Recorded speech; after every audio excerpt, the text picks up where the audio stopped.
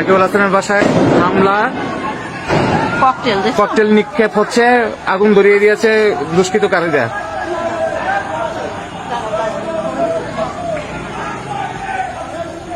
থেকে শুনতে পারলাম কে বা কাহারা সাকিব আল হাসানের বাড়িতে অগ্নিসংযোগ করেছে।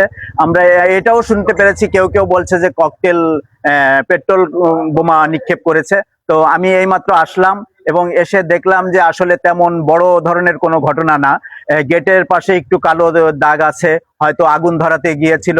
পাশে আমরা পেট্রোলের একটা বোতলও পেয়েছি, ওইটাতে পেট্রোলের গন্ধ এখনো আছে। সে থেকে বোঝা যাচ্ছে যে ওই বোতলের মাধ্যমে পেট্রোল দিয়ে আগুন ধরাতে চেষ্টা করেছিল, কিন্তু পরে অনেক লোকজন এসে পড়ে এবং পুলিশ চলে এসেছে। এরপরে আর কে বা কারা ওইটা আমরা কেউ দেখতে পারি নাই। পরবর্তীতে সাংবাদিকরা দলে দলে এসে বিভিন্ন তথ্য যাচাই বাছাই করছে। খবর পেয়ে এসে দেখলাম যে সাকিব আল হাসানের যে শহরের যে বাড়িটি রয়েছে সেই বাড়ির প্রধান ফটকে তেল জাতীয় কেরোসিন তেল জাতীয় পদার্থ দিয়ে গেটের সামনে আগুন ধরানো হয়েছে। এখানে ইট পাটকেল নিক্ষেপের ঘটনা ঘটেছে। আমরা দেখতে পেয়েছি দুইটা জানালা কিন্তু এখানে ভেঙে গেছে। সেই খবর পেয়ে আসলে পরিস্থিতি একটু থমথমে, পুলিশ এসেছে এখানে। এখন পর্যন্ত মানে কোনো ধরনের কোনো ক্ষয়ক্ষতি বড় ধরনের হয়নি এবং বাসার ভিতরে আসলে কেউ আছে কিনা এখন পর্যন্ত আমরা আসলে এই বিষয়ে জানতে পারিনি। এই খবর শুনে আমরা এখানে ঘটনাস্থলে আসছি, এসে আমরা দেখতে পেয়েছি যে এখানে আপনার গেটে কেরোসিন একটা বোতল, গেটের সামনে যে একটা বোতল পাওয়া গেছে, এই বোতলে কেরোসিন তেলের গন্ধ আছে এবং গেটের উপরের একটু অংশ এখানে হালকা আগুনের যে আঁচ সেটা দেখা গেছে এবং বাড়ির যে সামনের পাশের যে জানালা, তিনটি জানালা আমরা ভাঙা দেখতে পেয়েছি। সাকিবুল হাসানের বাসায় হামলা, ককটেল নিক্ষেপ হচ্ছে, আগুন ধরিয়ে দিয়েছে দুষ্কৃতকারীরা।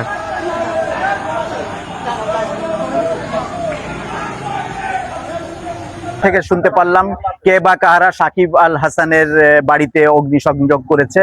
আমরা এটাও শুনতে পেরেছি কেউ কেউ বলছে যে ককটেল পেট্রোল বোমা নিক্ষেপ করেছে।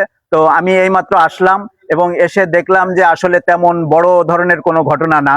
গেটের পাশে একটু কালো দাগ আছে, হয়তো আগুন ধরাতে গিয়েছিল। পাশে আমরা পেট্রোলের একটা বোতলও পেয়েছি, ওইটাতে পেট্রোলের গন্ধ এখনো আছে। সে থেকে বোঝা যাচ্ছে যে ওই বোতলের মাধ্যমে পেট্রোল দিয়ে আগুন ধরাতে চেষ্টা করেছিল, কিন্তু পরে অনেক লোকজন এসে পড়ে এবং পুলিশ চলে এসেছে। এরপরে আর কে বা কারা ওইটা আমরা কেউ দেখতে পারি নাই। পরবর্তীতে সাংবাদিকরা দলে দলে এসে বিভিন্ন তথ্য যাচাই বাছাই করছে। খবর পেয়ে এসে দেখলাম যে সাকিব আল হাসানের যে শহরের যে বাড়িটি রয়েছে সেই বাড়ির প্রধান ফটকে তেল জাতীয় কেরোসিন তেল জাতীয় পদার্থ দিয়ে গেটের সামনে আগুন ধরানো হয়েছে।